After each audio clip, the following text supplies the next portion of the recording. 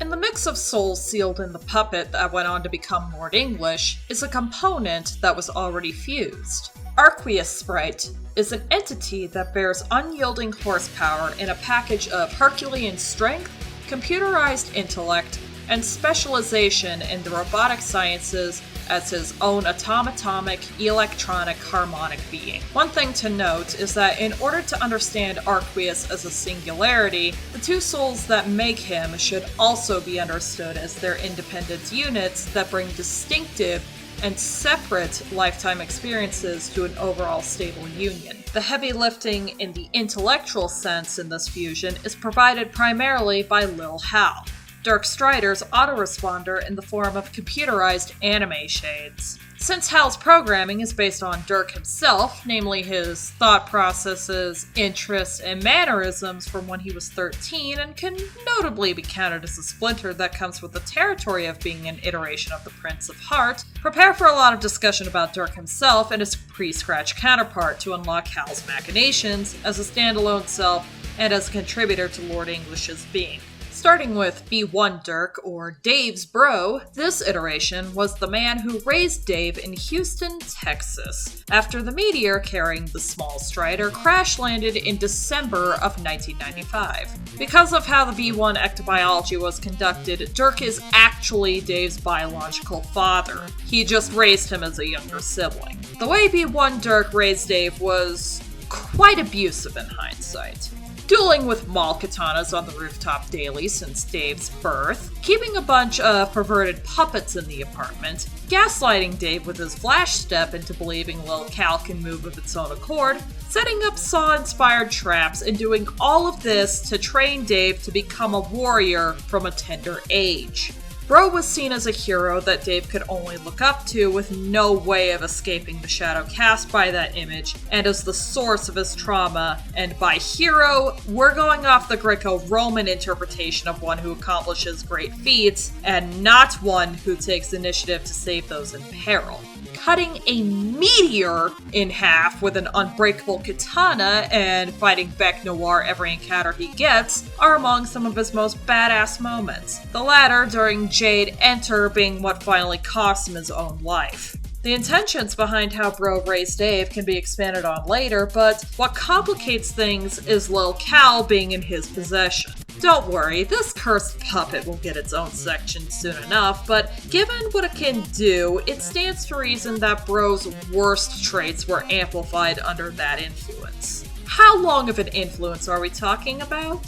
Very likely from the second John created everyone's Paradox clones, since a Dirk Hal was in the ectobiology lab and Dirk gravitated toward it right up until the man's dying breath after his final battle with Jack Noir. Due to the way the Scratch works and sending Paradox clones to different points in time based on the conditions of the reset, said puppet would still go with Dirk after the reset and interestingly not have as much influence over the B2 incarnation.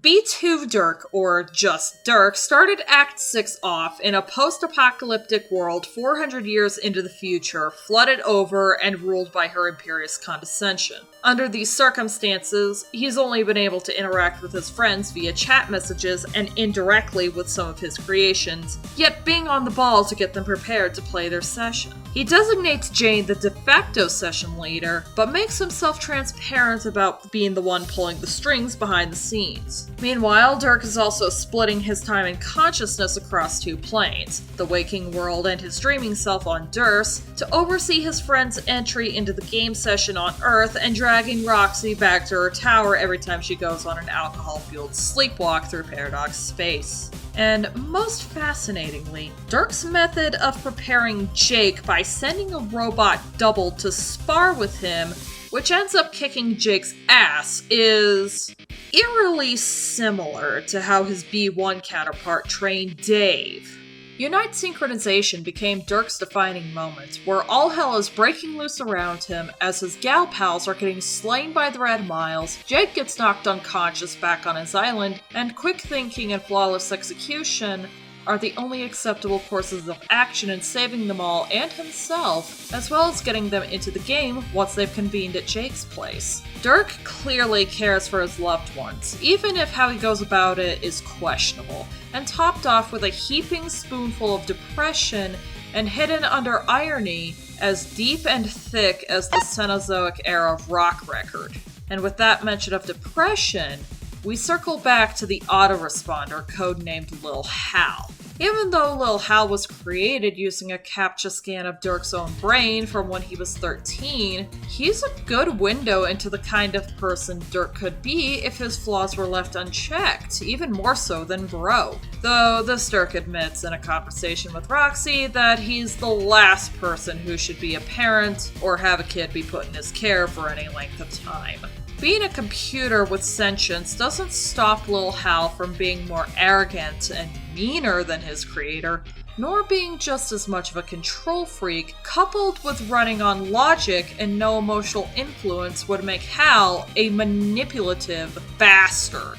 This nearly gets him broken by Dirk because he hates himself, and hates that Hal serves as a reminder of everything that Dirk hates about himself, only being spared because Hal is afraid of dying and ceasing to exist, and it's a mutual fear that becomes apparent in the Meet epilogue. Lil Hal is every bit as dangerous as Dirk. There's no denying that. And had he been prototyped solo, it would have given him the physical form, autonomy, and omniscience granted by being a sprite that he could use to possibly mutiny. In a way, combining him with Arquus was necessary to keep those desires reined in, and not just because of Arquus having weird tastes himself, especially since this made Hal something new and neutralized conflicts about not being the real Dirk trademark. Just like how Lil Hal made Arquus a Prince of Void and gave him some relevance to the plot, Arquus contributes his own title right back and renders Lil Hal an heir of heart to give him emotions and feelings that he never could express as a computer. Dirk even tells him that dealing with emotions, strong ones included, were part of the deal of being made alive by prototyping when Arquus is faced with Fefida Sprite and starts freaking out because the consequences of Arquus' actions have arrived. As for an element of Lord English, Lil Hal doesn't truly have a god tier, but this video and everyone has been assuming that since he's a splinter of Dirk, the Prince of Heart title applies. And communicating this was clunky and rambling on my part, so that's my bad. As a Prince of Heart, Dirk Prime is described as a heartbreaker, heartless, one who destroys his aspect. Heart is an aspect that also is interpreted as souls, making Dirk a destroyer of souls as it's actually Brain Ghost Dirk, which is a figment of Jake's mind, but it's still Dirk nonetheless, has force lightning that can pull a soul out of someone's body and vaporize it. Give that ability to someone hell-bent on raiding all of Paradox space to double kill all instances of his sister, modify it into a one-hit kill version of Hyper Beam, and you have Lord English destroying dream bubbles and all the souls within, as well as vaporizing anyone in the ghost army within range. I put that out there in discussion of Dirk himself, but the autoresponder is Dirk, a version that couldn't grow up due to being imprisoned in a pair of Kamina shades, and the things it did opened a door down a path the OG fought as hard as he could to avoid going down. But come the epilogues and the masterpiece, a wise tortoise once said that a man often meets his destiny on the path he takes to avoid it.